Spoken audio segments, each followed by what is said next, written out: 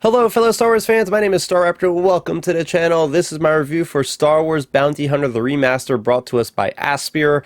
This is a remaster of the 2002 classic game. I played this back on the Gamecube back in the day, but this was, I think, on the PS2 and the original Xbox. This game basically gives us that story point of how Jango Fett became the clone template chosen by Count Dooku. Before we get into the nitty-gritty of it all, make sure you go ahead and subscribe to the channel. That way you'll never miss another Star Wars video. So with that being said, let's dive into the positives. So this game is basically what makes Jango Fett one of my favorite characters in all of Star Wars. Attack of the Clones gave us a glimpse at how cool this most dangerous bounty hunter was, but this is a story where we really see why this guy was as, notorious as he was, right? He's kind of got the darker attitude of a James Bond. He's got a lot of those one-quip lines, but he's very ruthless. He's very dangerous. He just straight up kills and murders people. It's pretty interesting to see him in action, and of course he's voiced by Tamar Morrison, so it's really cool there.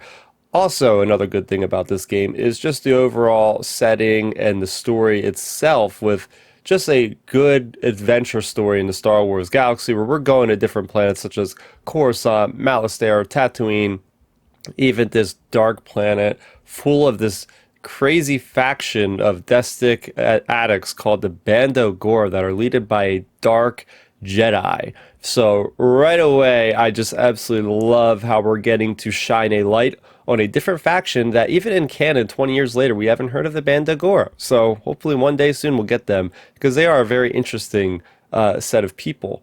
As far as the technical aspects of the game itself, I do enjoy that this is playable on all the modern systems, PC, Xbox, Switch, and PlayStation, and the audio is pretty good. It's serviceable, right? You're hearing the classic John Williams score, you're playing and you're hearing all these awesome blaster effects and different things from the various Star Wars movies. So overall, technically, it is basically serviceable. We hadn't been able to play this game on any of the current systems, so now we can.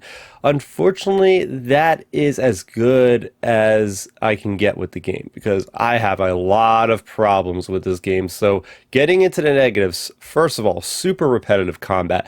Basically, you're just holding the right trigger down and just shooting things constantly. Yeah, you get a couple different gadgets and weapons, but I really found them really useless for the most part. I was just using the classic twin blasters. Yeah, you get a jetpack eventually.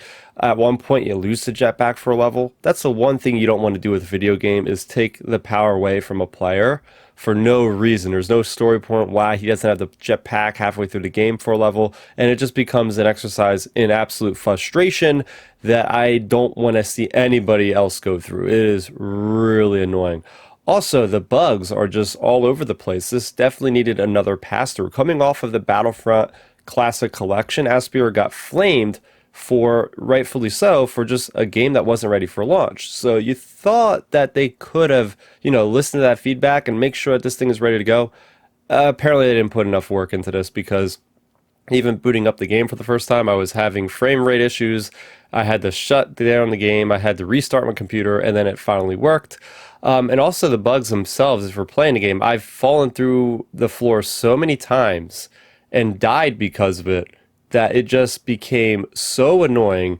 And then that fact, coupled with the idea that there's a 5 live system, so I'm dying needlessly to falling through floors and then having to start the whole level over again because I've run out of lives because of stupid bugs. And then you have these annoying enemies that are sniping you before you even have a chance to see where they are, and they're so far away and you can't hit them, and they're just super good aim out of nowhere, just two-shotting you. Absolutely annoying. It wouldn't be a problem if there was a difficulty slider. I mean, this game is out in 2024 and we don't have an easy, medium, hard setting. Like, I don't know. I feel like there needed to be more work under the hood, especially with this game, because it's so antiquated. It feels so old. And we even have the camera system is really bad. You lock on with the right analog stick. The problem is when you have like 8 or more enemies in an enclosed space and you're trying to jump around, next thing you know, you're having your target go to the wall, then you're getting hit in the back and you're dying because you can't get out of the way because you're getting crowded in this spot. this is just not good, guys. I really think this is a bad game. I really hate to say that because maybe I was looking back at this game with rose tinted glasses because I always thought like, oh, this is one of my favorite games. I'm surprised I honestly beat the game when I was 12 years old because I struggled with this game. Going to the prison level and afterwards, it just becomes a chore. Especially there's no really good like implementation of gameplay, besides just again holding down the right trigger, switching between targets, and then getting sniped and then getting hit with a rocket launcher. It's just so annoying. I don't know. I honestly think that the Dark Forces remaster is head and heels higher and better quality from Night Dive Studios.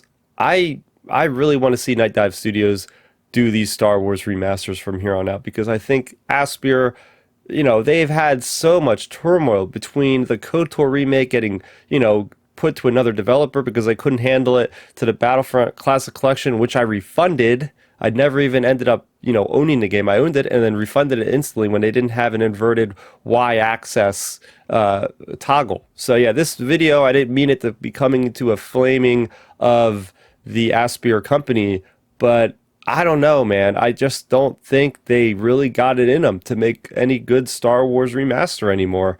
I know they've done, KOTOR, like the original KOTOR in the past, but maybe it's time for Lucasfilm Games to just start giving these games to somebody else. So with all that being said, as you could probably imagine, I simply don't recommend this game for anybody to play.